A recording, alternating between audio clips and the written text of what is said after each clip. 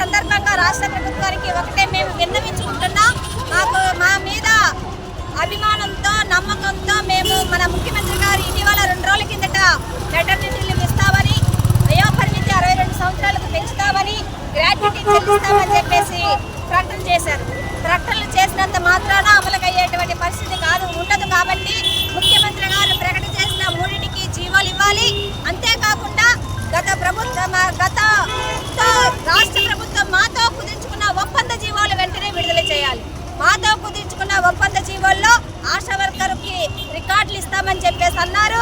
అలాగే నాణ్యమైన ఫోన్లు ఇస్తామని చెప్పారు. ఆశా వర్కర్ చనిపోతే మట్టి ఖర్చుల కింద 20,000 రూపాయలు ఇస్తామన్నారు.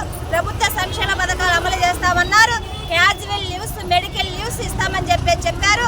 ఆశా వర్కర్ అనివార్యంగా ప్రమాదవశాత్తు చనిపోతే యాక్సిడెంట్ డెత్కి 5 లక్షలు, సహజ మరణానికి 2 లక్షలు ఇస్తామని అయితే మాకు రాతపూర్వకంగా రాసిచ్చారో వాటన్నిటికీ వెంటనే జీవోలు రిలీజ్ చేయాలి.